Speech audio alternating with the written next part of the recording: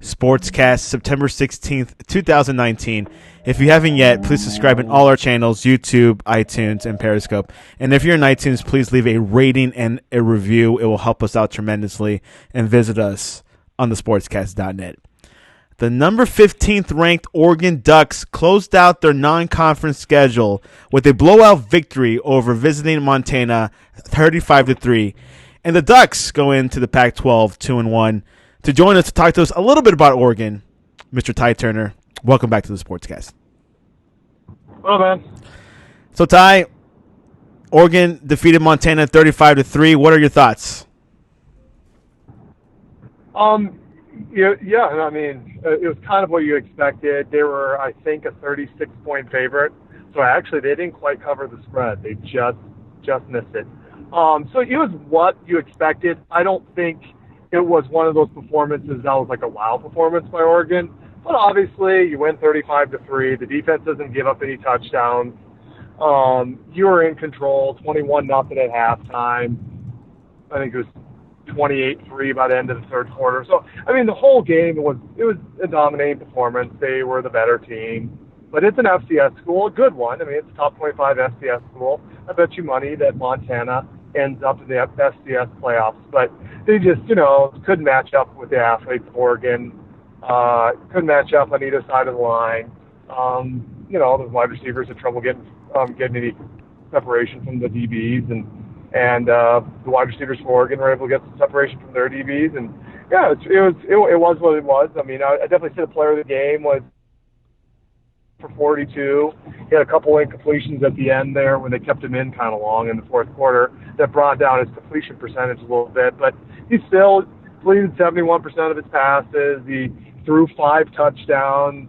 He made a highlight play on the one where the guy broke free and he was able to break out of the tackle, roll out to his right, and throw his 25-yard strike for a touchdown to Johnny Johnson III. So, I like where Oregon is. For the most part, offensively, they're still a little bit inconsistent. It's kind of been that way since Marcus Arroyo has been the offensive coordinator. And there could be, we've had a lot of injuries at wide receiver this year and tight end. And last year we had some inconsistency from the wide receiver play. So it could be little things like that. But I just think over the last couple of years, the offense was always so consistent for Oregon. It's just been a little up and down. Sometimes they look good, sometimes they don't look quite as good. They don't look as sharp. I mean, it's just not always consistently been good. Now, defensively, Oregon looks good. They're pretty much top 20 in every defensive category, whether it be scoring, defensive efficiency, forcing turnovers, getting off the field on third down, red zone defense. I think they're top 20 in all those categories and top 1 or 2 in the Pac-12. So, the defense is good. I mean, they have good defense, and a lot of the talent is young, so that's even better. Offensively, Justin Herbert's had a pretty good year. Can't have too many problems with a guy that's completing 73% of his passes, 11 touchdowns, 0 interceptions. But as a whole, I would say they're still a little bit inconsistent. Justin Herbert had 316 yards. In rushing, Travis Dye had 101 yards. Receiving, Johnny Johnson III had 76 yards. Like you were saying, Herbert's having a good year so far. Of course, the debate of the Heisman, his name will be brought up. Yeah.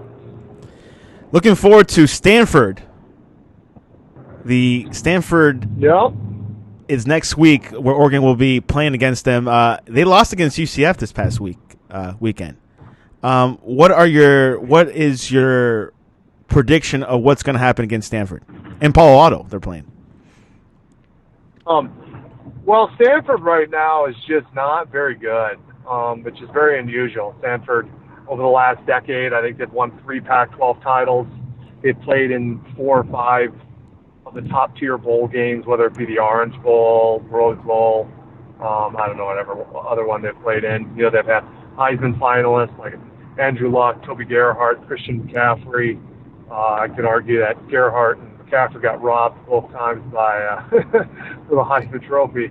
But I think it was both times by an Alabama guy. Yeah, if I'm not mistaken, I believe they gave Ingram the trophy over Gerhardt, and they gave Derrick Henry the Heisman over Christian McCaffrey. But anyway, so Stanford's been a great program, always known for very good offensive line play, good quarterback play.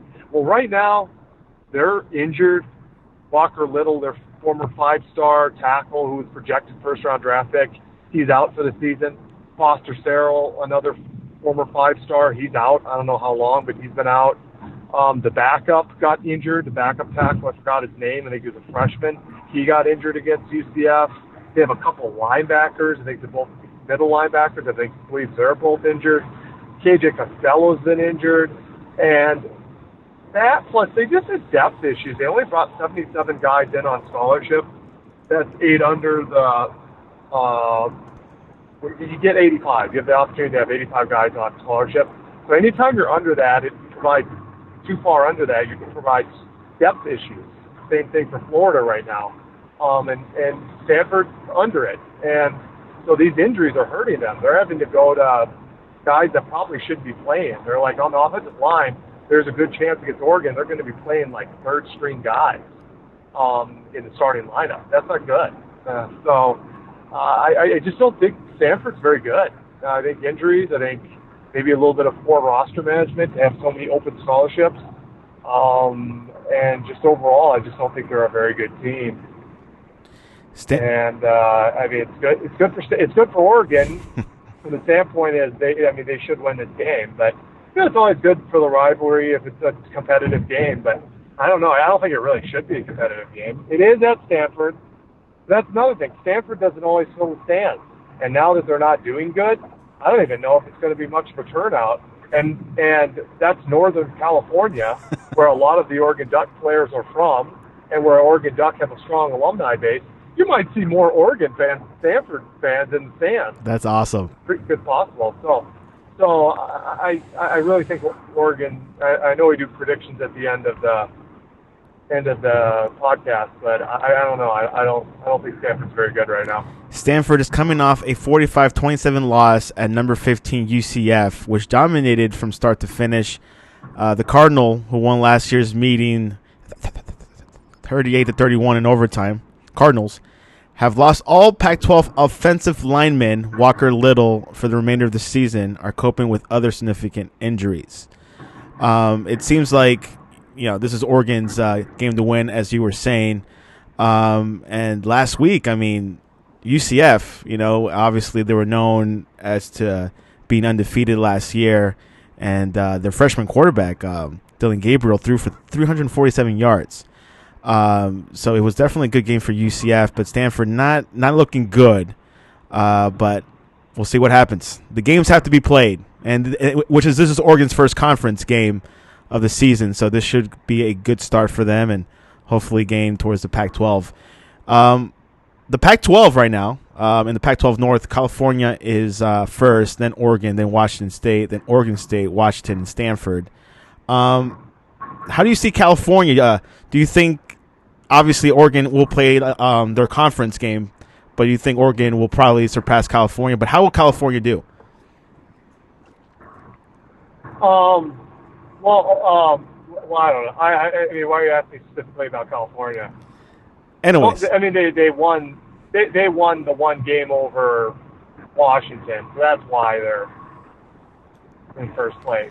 I mean, California's fine. They're in the top 25, and we kind of discussed this off air. Right now, in the Pac-12, there is 6 teams in the top 25. 4 of those are from the Pac-12 North: Washington, Washington State, Oregon, and Cal. And then you got 2 teams from the Pac-12 South, Utah and Arizona State. So the Pac-12 is actually well represented in the AP top 25 right now. 6 is tied with SEC, who also has 6, and more than the Big Ten with 5, more than the Big 12 who has 3, and the ACC who has 2. So definitely the Pac-12 is looking pretty. I don't know if they have that top-tier team. So you like ACC, you got Clemson. SEC, you got Alabama, Georgia, LSU. Big Ten, you got Ohio State, maybe Michigan. In the Big 12, you got Oklahoma and maybe Texas. Pac-12, I don't know if they have that top team, and that's what sometimes makes you think they're down. But as a whole, they're a pretty good conference. You have 6 to 7 teams, because USC was in the top 25 last week. You have 6 to 7 teams that could possibly land in the top 25. So you have a pretty good conference top to bottom. You just don't have the top tier teams. So, and right now, if you were to ask me, I mean, I think the South, Utah is the best team. They're the best team. You know, they play USC this weekend. USC has a lot of talent. You just don't know what you're going to get from USC. They had the great victory against Stanford, then they went to BYU, turned the ball over 3 times and lost. You just don't know what you're going to get. But I think Utah is the best team over there. And in the Pac-12 North, I do still think the most talented team is my Ducks. But you have Washington State, who's always good. And Mike Leach is a tremendous coach who gets the most out of his talent. Washington's still a very good team. Chris Peterson has a great program. They lost that game to Cal. And then you have Cal, but to be honest with you, I still think Cal is the 4th best team at best in the Pac-12 North. They still don't have a very good offense.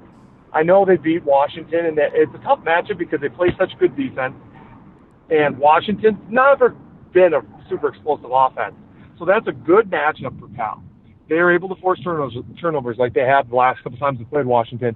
They've been able to pull off the upset. I still don't think Cal will beat like an Oregon. I just don't think they'll be able to put up enough points.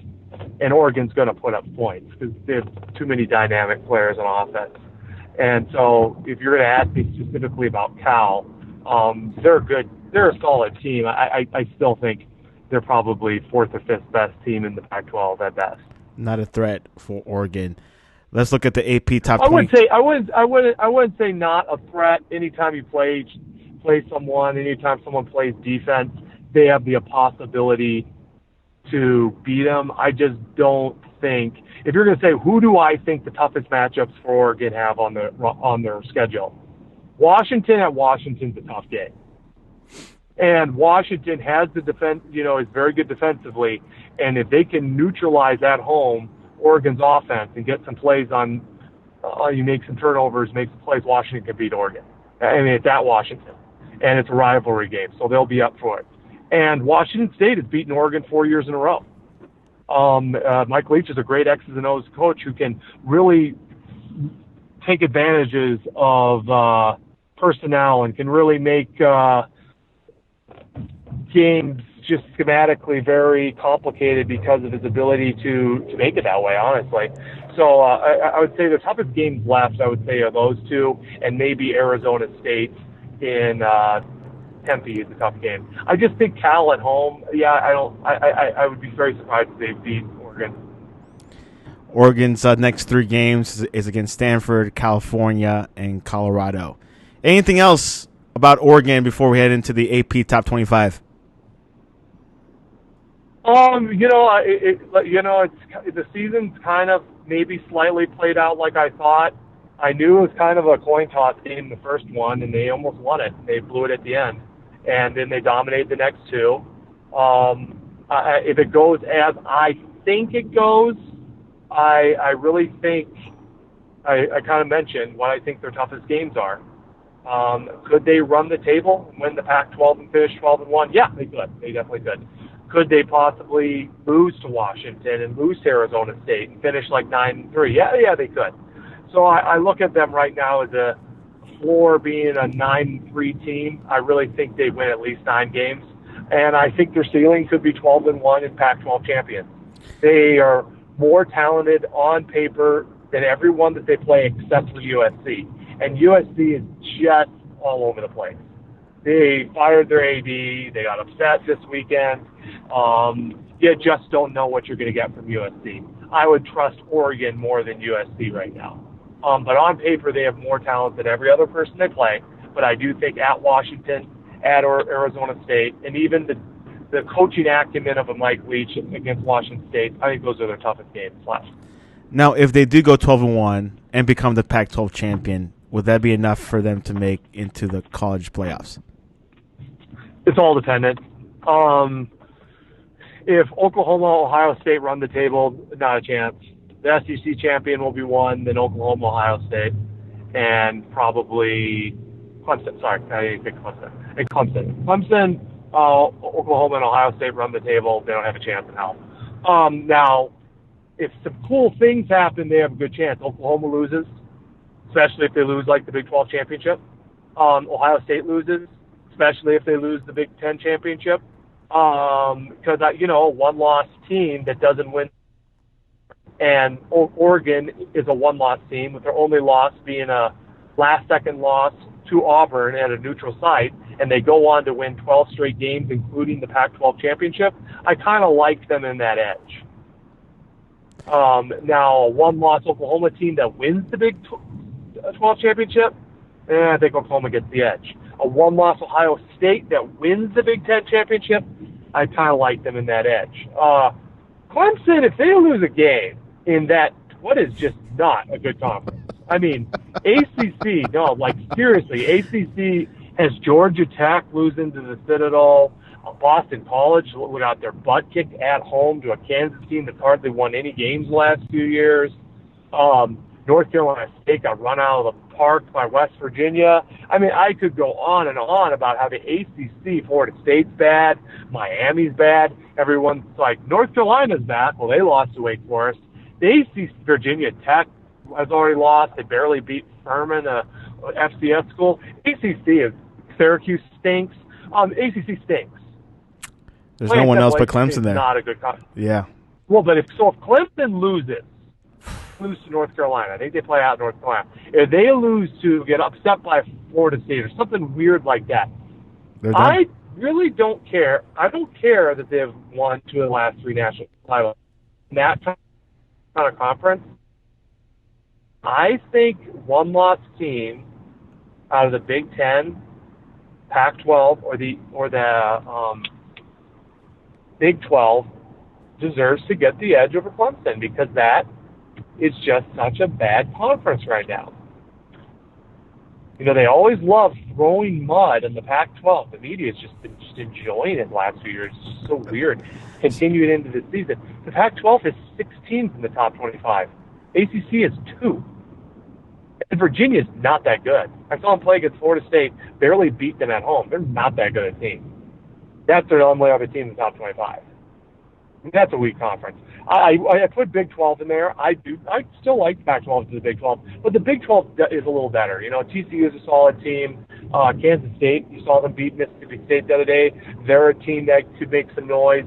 Iowa State barely lost to Iowa. They're a decent team. Oklahoma State always can play some offense. I mean, the Big 12 still has some solid teams. They have an argument. Them and the Pac-12, and because Oklahoma is better than Pac-12 and Texas might even be better, you could make an argument the Big 12 is better than the Pac-12, but there's no argument for that. It's a terrible conference, it's an awful conference, and if Clemson loses, they don't get this year deserve to get the benefit of the doubt. I really kind of didn't think they deserved the benefit of the doubt 2 years ago when they lost to Syracuse, and they were a one-loss ACC. I kind of thought them just handing Clemson in there, I was kind of like, it's because they're defending champions, is that why? But it doesn't matter. Each year should be a year to itself. If Clemson does not finish undefeated in the ACC, I don't think they should get in the playoffs. Yeah, they're automatically out. Lost teams. Yeah, in my opinion. Me too. The conference is too weak. Way too weak. I mean, their only top 25 win might be A&M, and you know what? I don't know if A&M ends up the top 25. A&M has to play Auburn, they have to play LSU, they have to play Alabama, they have to play Georgia. They could lose all those games. So they might not even be in the top 25. And then Clemson might not have any top 25 wins. So therefore, if they lose a game without any top 25 wins, don't even, come on, give me a break. The ACC is in limbo, I guess, right now. Obviously, a lot of the top teams or former top teams have been losing to smaller school games. We'll see what happens. Yep. Let's go to the AP Top 25. It ended up looking the same as well, but the biggest change at the top, if you want to call that, is Michigan falling from number 10 to number 11. What are your thoughts about Michigan falling? I mean, it fell one place, big deal. I mean, they went from 10 to 11. What would you do? Oregon went from 15 to 16. I mean, it is what it is. I mean, I don't have. What do you want? What do you want? What's the question? Utah. Like, what do you want? What do you want? Utah went up to 10th. A team that you've been talking about for the past couple weeks. How do you see Utah in the future? Well, I talked about them already. I mean, I think they're a pretty good team. Yeah, I already spoke on Utah. Said about how I think they're the favorite in the South, but they play USC this weekend. USC has a little more talent on paper, but yeah, I mean, Utah's a solid team. They're in that Pac-12 discussion. 3 new teams entered the AP Top 25 this week: California, Arizona State, and TCU. The top 4 is still the same: Clemson, Alabama, Georgia, and LSU. Obviously, this past weekend there was not any major games, so hopefully this weekend we'll see some more action, and let's see if any movement will happen. Packers and Vikings. Aaron Rodgers threw 2 early touchdowns, and the Green Bay Packers held on for a 21-16 win over the Minnesota Vikings. Packers are 2-0. Ty? Yep. They're pretty good. Started off the game really well, flying on all cylinders. Got out to a 21-0 lead, a couple touchdowns by Aaron Rodgers, and then their offense didn't do anything else for the rest of the game but turned the ball over a couple times. But their defense continues to play well. They did give up a couple big plays, big long touchdown by Dalvin Cook, a long touchdown pass to Stephon Diggs. But for the most part, they forced turnovers, a couple bad plays by Cousins helped, a bad interception in the red zone. But, yeah, it was a good victory. They beat, I don't want to say Pac-12, but they beat NFC North rival last week in Chicago at Chicago. Now they beat their bitter NFC rival, the Vikings. So they're 2-0 against NFC rivals. They're 2-0 to start the season. So, yeah, I mean, good start. Good start to the coaching career of Matt LaFleur. And I'm still not totally sold on this offense. You know, they had one good quarter in 2 games. Other than that, at times they're a little inconsistent. I don't love the receiving core. Decent running back, nothing to write home about. Rodgers has been good. He hasn't been great. Play calling's been okay. So the offense is kind of a work in progress, but the defense, it's nice. Other than a couple big plays, I didn't like that. But they forced turnovers. I like their defensive backfield for the most part. I like their pass rush. Yeah, I think they're pretty good. I think they're pretty good defensively, especially, which is nice to see. So, Mike Pettini has done a good job. So, yeah, good start. Will be a team to watch in the NFC, and I think this will be a pretty solid season. I think this is definitely a playoff level team when all is said and done. I do agree. Aaron Rodgers had 209 yards. Devontae Adams had 106 yards in receiving. So far, Green Bay Packers are 2-0. Their next game is against the Broncos. And after that, the Eagles and then the Cowboys. So the Broncos, it's a little bit of an easier team. I'm sure they'll win it. They'll be playing in Lambeau Field. But they'll be traveling to the Eagles, which will be a interesting matchup because the Eagles are doing pretty well so far. And, of course, they're going to the Cowboys, to Cowboy Stadium, actually AT&T Stadium, which Packers have had a few victories there, so they're not afraid of Dallas. So far, so good. But we'll see what happens. Breaking news, Ben Roethlisberger is out for the season. He will be having elbow surgery. What are your thoughts about that? Yeah, it's not good. Not good at all. Hopefully the Steelers can overcome that loss. Mason Rudolph can step up to the plate and make some plays for them. Not good. As well, Drew Brees will be out for 6 weeks with a thumb injury. He reportedly is dealing with a ligament injury to his throwing thumb. He caused it in the first quarter and eventually lost. The New Orleans Saints lost against the LA Rams. So two good quarterbacks. One is going to come back, but the other one's out for the season. So it's quite a bummer. Yep. Anyways, anything else before we head into? Well, actually, we had a tweet yesterday about Stanford versus UCF, and I believe the tweet went like this. I think Stanford was being called a mediocre team, but you disagree. You think Stanford is a legitimate team? Well, for one, it was. Well, what did I say? What exactly did I say? It was sent out from our Twitter. Repeat was specifically what I said. Let me look back into the thread. Hold on.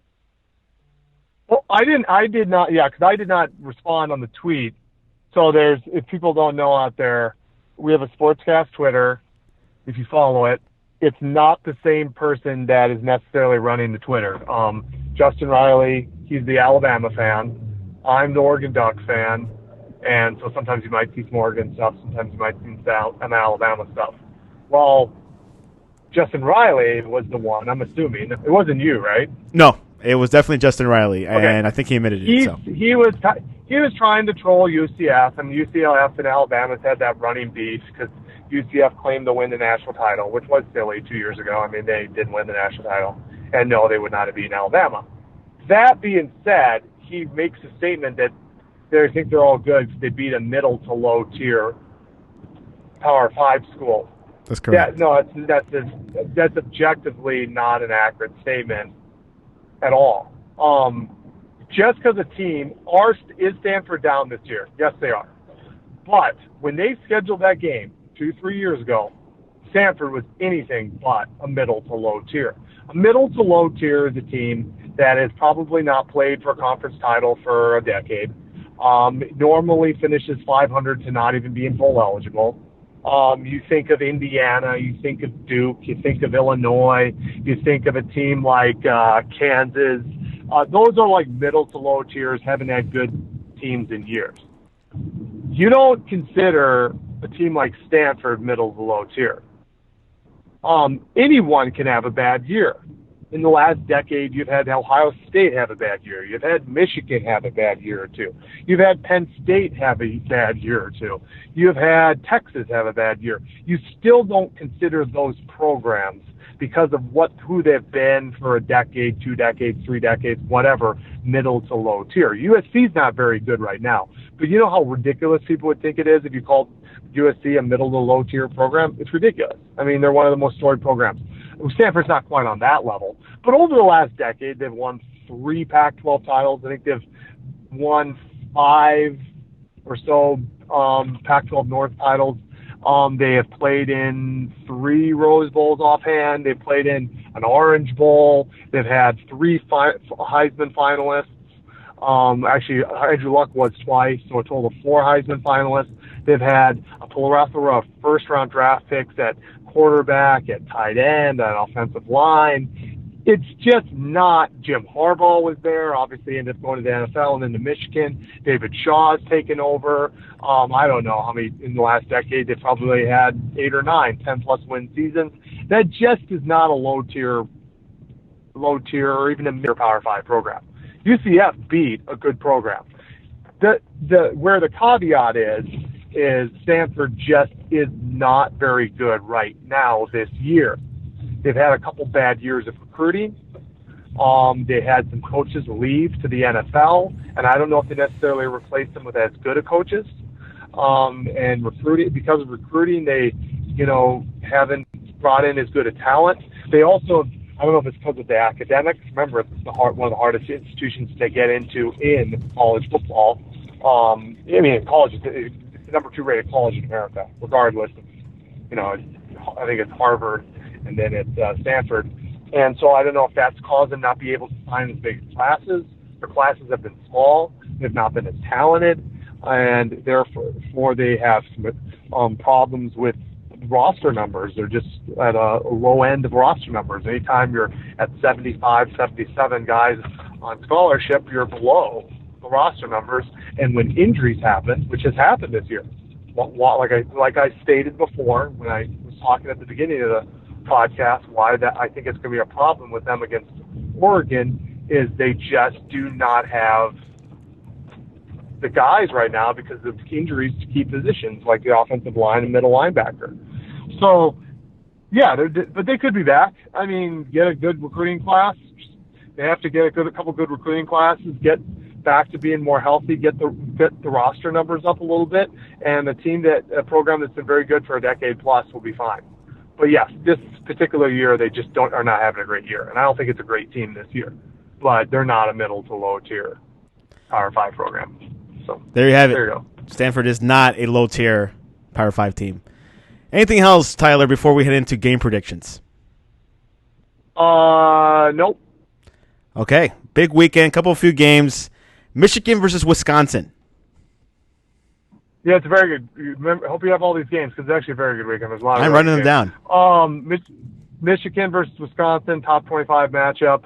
I like Wisconsin. It's at home. Michigan's offense has not been on track, and a game to get on track is not against one of the better defenses in college football on the road. I think Michigan is playing Wisconsin at the wrong time. If they played them later in the season when maybe their offense is getting going a little bit, I could see them beating Wisconsin because they have more talent on paper, but not right now. The bye week might have helped, but I think Wisconsin wins it. Wisconsin wins in Wisconsin. Auburn versus Texas A&M. Is it at A&M? Correct. Okay, I still am not totally sold on Auburn. They shouldn't have beaten Oregon. They got lucky. They've beaten a couple, I think an FCS school or maybe they're both actually FBS, but they're smaller, like non-Power 5, not very good teams in Kent State and Tulane. Not totally still sold on Auburn. I think A&M actually wins this one. They need to win this one because they have Georgia, Alabama, and LSU, so they have to win this game. So I go A&M. Texas A&M wins at home, and you're right. Auburn just played Tulane and Kent State before, so not too. Yeah, I don't big buy teams. them quite yet. Notre Dame versus Georgia Bulldogs. Notre Dame, their biggest issue, they've had some good teams. Obviously, they made that national title game 5 years ago, made the college football playoffs last year, but who did they get whooped by? Alabama and Clemson. And Georgia's kind of on that level. I think when it comes down to it, they have trouble with the speed. I think there's just more explosive playmakers on like the Alabamas, the Clemsons, and the Georgias of the world than Notre Dame. It's also at Georgia. It's on the road. I think Notre Dame will come to play, but I think the athletes of Georgia are just a little bit better. I go Georgia. Yeah, that's a big game. That's Notre Dame is number 7, Georgia's number 3, so we'll definitely see some action there. And not finally, Oregon versus Stanford. Saturday night, 7 p.m. Well, let's do USC Utah. Oh. USC Utah is a good game. Is a good game in the Pac-12. I thought it was actually going to be a top 25 matchup, but USC ended up falling out because of the loss. But I think this is a tough game. It's at USC. USC plays much better at home. USC still on paper has the better athletes than Utah. I do think Utah's the overall better team. I like Utah on the line. They're going to be physical in the defensive line. Let's see if USC can hang with them. I think it's going to be a tricky matchup. I just don't trust USC right now. I want to have them pulling off the upset and beating Utah. I think it could happen. I just don't trust them. And one thing about Utah is they are a consistent, well-coached team. They're not going to make a lot of mistakes, and they will be there for 4 quarters. I can't say that I believe that from a USC program. I think all said and done, I think Utah wins a close matchup against USC. Utah. How about this? Colorado versus Arizona State. Arizona State. Colorado's not very good. Okay. And finally, Oregon versus Stanford. I've kind of outlined. I mean, I've pretty much said all that I need to say in that game. I just think Oregon, on paper, I'm going to do an article comparing the talent. If everyone was healthy, all being like equal, like everyone on the roster, I'd still say Oregon has the advantage according to my team talent formula and also according to the 2019 247 team talent composite. But then when you add in injuries to Walker Little and Foster Sarrell and even the other high-rated guys or backup quarterbacks, I think a significant talent advantage to Oregon. I think Oregon's just a better team right now. I think they're better offensively. I think they're better defensively. Oregon has lost 3 consecutive years to Stanford. They blew the game in Eugene on College game day last year. I think they're going to come out motivated. I think it's going to be 35-16 Oregon. I think they win pretty convincingly at Stanford. Another game I just spotted, UCF Pittsburgh.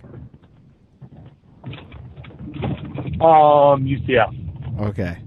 And tonight, Monday Night Football, Browns versus the Jets. I will go with no Sam Darnold. Okay, Browns. Okay. They win in New York. Random question. Yep. What were the last 2 books you have read? The last 2 books, Indwelling Christ by Ian Thomas, theology book, and I think I'm forgetting. Is it Systematic Theology by Wayne Grudem? Mostly when I do read, it's been always Christian-related books, theological books. So those are the last. I don't really read anything other than that. Might read Shapiro's book that he just came out with. Once in a while I'll read a political book, but I don't ever read anything sports-related. That's good. Theology books. I've read that in college. Haven't read a theology book since. I've been reading more business books in the past couple of months. So business makes sense, especially if you're trying to get into business. Exactly. Anyways, Tyler, what is the best way to reach you to talk about the outcome of Oregon and Stanford? At TurnerCast. Will you be live tweeting that game? I will be at Sportscast or I always live tweet at TurnerCast. I think Sportscast I did the Auburn game. You did, the Auburn Oregon. Sure. Yeah, that's probably a big enough game.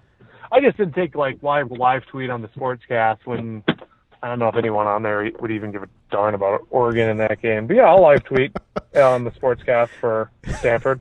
Hey, if I'm not having a kid, so yeah. Which this week we're giving Tyler some good wishes for this week. Obviously, he could be having his 4th child, and congratulations. Hopefully, we'll find out soon. If you can't be on the Sportscast the next couple of weeks because of that, it's okay. Thank you. But sports keeps going. Anyways, reach us at the Sportscast1 on Twitter and thesportscast.net. We'll be live covering college football all weekend, of course, and some NFL stuff as well. We'll keep an eye on what's going on with the Steelers and with the Saints. Should be very exciting. But anyways, Tyler, always a pleasure. All right. Thanks, man. Appreciate it. Thanks for having me.